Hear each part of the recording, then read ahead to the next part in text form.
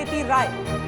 अवैध खनन माफिया के खिलाफ एक बड़ा ऑपरेशन चलाने की जरूरत है, जिसमें जिम्मेदारी भी तय हो। अवैध खनन में साथ देने वाले सिस्टम के ही भ्रष्टाचारियों की पहचान करने वाली जांच शुरू की जाए। सुप्रीम कोर्ट और एनजीटी की गाइडलाइन का पालन कड़ाई के साथ और जवाबदेही तय करते हुए हो। नरसिंहपुर जिले में नर्मदा नदी में खनन रोकने के लिए कलेक्टर को निर्देश दिए गए, मगर कोई कार्रवाई नहीं हुई। अनुराग तिवारी की रिपोर्ट। मध्य प्रदेश मुख्यमंत्री जी का निर्देश है, वही भाव है कि अवैध उत्खनन नहीं होना चाहिए और अवैध उत्खनन की रोकथाम होनी चाहिए। वैसे मंत्रण ब्यूरो के आंकड़े बताते हैं कि मध्य प्रदेश में 2018 में अवैध खनन के 15,205 मामले और 2019 में 16,405 मामले सामने आए। देश भर में यह आंकड़ा उस अवधि में थोड़ा ही सही कम हुआ। 2018 में देश में अवैध उत्खनन के 1,16,198 मामले दर्ज किए गए, जो 2019 में घटकर 1,15,492 हो गए थे। कहते हैं जब गंगा नहीं थी, हिमालय नहीं था, प्रयास विफल होने के बाद सरकार इस पर लगाम लगाने के लिए नई कवायद पे जुट गई। दरअसल राज्य सरकार अब उन राज्यों की खनिज नीति और अवैध खनन के रोकने के उपायों पर मंथन करेगी जहां पर अवैध खनन रोकने में राज्य आगे है। सरकार ने यूपी, महाराष्ट्र, कर्नाटक समेत 5 राज्य 700 करोड़ रुपए। कितने? 700 करोड़ रुपए।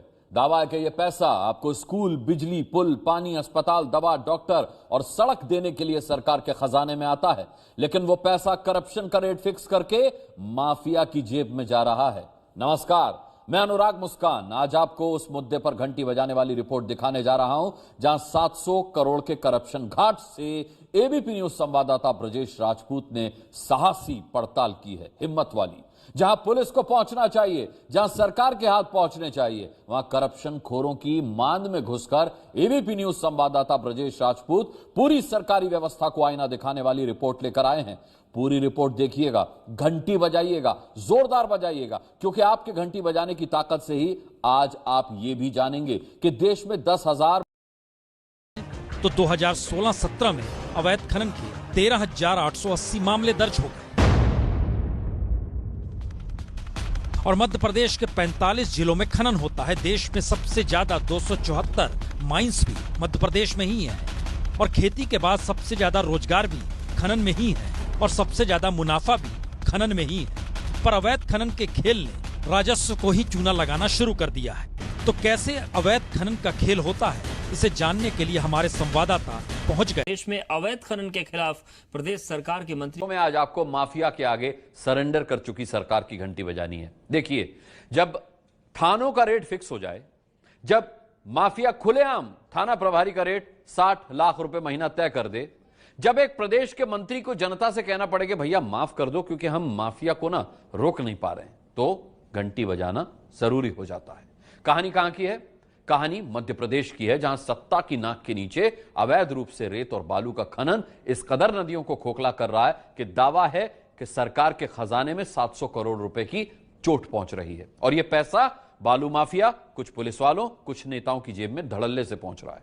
तो इसीलिए आज ब्रजेश राजपूत की एक्सक्लूसिव रिपोर्ट देखिए, जोरदार घंटी बजाइए, समझिए कैसे आपको स्कूल, अस्पताल, पुल, बिजली, सड़क, पानी देने के लिए जो पैसा सरकारी खजाने में आना चाहिए, कैसे वो बालूखोर भ्रष्टाचारियों की जेब में जा रहा है। आपकी आवाज। मध्य प्रदेश में अवैध खनन और खनन माफिया को राजनीतिक संरक्षण को लेकर सत्ता पक्ष और विपक्ष के बीच वार पलटवार का दौर लगातार जारी है। से खनन की शिकायतें एनजीटी में दर्ज कराई जा रही है। इस पर एनजीटी ने शासन प्रशासन की कार्रवाई पर सवाल खड़े करते हुए नाराजगी जाहिर की है। एक मामले की सुनवाई में जारी आदेश में एनजीटी ने कहा कि सरकार अवैध उत्खनन को लेकर गंभीर नहीं है। इसमें 5 साल तक पुराने उपकरण या वाहन पकड़े जाने पर 4 लाख रुपए का जुर्माना वसूलने की बात कही गई है। साथ ही अवैध उत्खनन में लगे वाहन पर 2 लाख पेनल्टी लगाने कहा गया। एनजीटी ने सरकार से माइनिंग सर्वे का पूरा खाका भी मांगा है। वहीं प्रस्तुत report quality council of India द्वारा मान्यता प्राप्त होने की बात कही है। खनन रिपोर्ट जिला मजिस्ट्रेट की वेरिफिकेशन के बाद ही बेंच के सामने पेश करने का निर्देश दिया गया। कुल मिलाकर सरकारी रिपोर्ट को लेकर ही एनजीटी ने सवाल खड़े किए। मध्य प्रदेश में माफिया राज की बानगी देखिए। छलनी होती नर्मदा का सबसे बड़ा सबूत, सबसे बड़े रेत के पहाड़ों के बीच पंजाब केसरी। यहां पर रेत को लेकर बहता है लोगों का खून। कूड़ा का नर्मदा नदी के अंदर से मशीनों द्वारा रेत खनन के निशान साफ नजर आ रहे थे। उन्होंने आरोप लगाया है कि जिला प्रशासन और खासकर नरसिंहपुर के खनिज अधिकारी ओपी बघेल रेत माफियाओं से मिले हुए हैं। उनकी मिलीभगत से यहां बड़े स्तर पर रेत का अवैध उत्खनन किया जा रहा था। वहीं मुख्यमंत्री को पूरी रिपोर्ट दे दी जाएगी। इसके बाद नरसिंहपुर जिले की गाडरबारा में साले चौका के पास बैरागढ़ रेत खदान में अवैध उत्खनन के बाद पुलिस ने संयुक्त रूप से कार्रवाई की है, जिससे इलाके में हड़कंप मच गया। स्थानीय पुलिस और जिला पुलिस ने शिकायत मिलने के बाद कार्रवाई करते हुए अवैध रेत उत्खनन करते 17 डंपरों को जब्त किया है, जिन पर राज्य साथ की कार्रवाई की जाएगी। और बता दें आपको कि मध्य प्रदेश में अवैध खनन को रोकने के लिए आर्टिफिशियल इंटेलिजेंस का इस्तेमाल किया जाएगा। मुख्यमंत्री डॉक्टर मोहन यादव ने खनिज विभाग की समीक्षा बैठक में अधिकारियों को ये अहम निर्देश भी दे दिए हैं। वहीं सीएम ने कहा खनिज के अवैध परिवहन की रोकथाम के लिए आर्टिफिशियल इंटेलिजेंस यानी AI सहित आधुनिकतम तकनीकों का उपयोग सुनिश्चित करें। बता नरसिंहपुर जिला रेत के अवैध उत्खनन को लेकर लगातार सुर्खियों में बना हुआ है। नर्मदा नदी में मशीनों से किए जा रहे बड़े पैमाने पर उत्खनन की तस्वीरें सामने आने के बाद जिला प्रशासन के दावों की पोल खुल गई है। एक दशक से मध्य प्रदेश की सियासत अवैध खनन के मुद्दे पर भले ही गर्माती रही हो, लेकिन ये भी सच है कि अवैध खनन रुकना तो दूर बल्कि बढ़ता रहा, कार्रवाइयां कम हुई। खुद खनिज विभाग के आंकड़े बताते हैं कि बीते 6 साल में मध्य प्रदेश में अवैध खनन 250% तक बढ़ गया। अवैध खनन के मामले में मध्य प्रदेश देश में तीसरे पायदान पर है।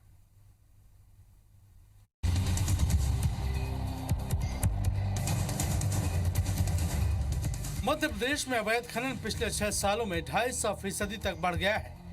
संसद में पेश एक रिपोर्ट के मुताबिक मध्य प्रदेश, यूपी और राजस्थान के बाद अवैध खनन के मामले में देश में तीसरे नंबर पर है। प्रदेश में साल 2013-14 से 2018-19 तक अवैध खनन के कुल 74,015 मामले सामने आए, जबकि साल 2013-14 में कुल 6,725 मामले दर्ज हुए थे। साल 2014-15 में अवैध खनन के 8,173 केस बने। वहीं 2015-16 में 13,627 मामले सामने आए। साल 2016-17 में अवैध खनन के 13,880 केस रजिस्टर किए गए। वहीं 2017-18 में 15,205 मामले दर्ज हुए। साल 2018-19 में अवैध खनन के 16,405 मामले सामने आए और साल 2018-19 में 16,405 मामलों के साथ मध्य प्रदेश देश में तीसरे पायदान पर पहुंच गया। मध्य प्रदेश में अवैध खनन साल 2013-14 के मुकाबले साल 2018-19 में करीब 250% तक बढ़ गया। खनिज विभाग के आंकड़े बताते हैं कि प्रदेश में 6 सालों में दर्ज 74,000 से ज्यादा मामलों में से 52,000 केस ही कोर्ट में पेश हुए, जबकि महज 3,000 वाहनों को राजसात किया गया। अफसर खुद कबूल कर रहे हैं कि कार्रवाई की रफ्तार कम हुई है और जो चौथी बार पकड़े जाएंगे तो उनको राजसात किया जा सकता है। उसमें हमें निश्चित तौर पर मैं कह देना चाहता हूं, ये कांग्रेस, ये भारतीय जनता पार्टी के जो मंत्री हैं, विधायक और नेता हैं, वो अवैध उत्खनन करा रहे हैं। कांग्रेस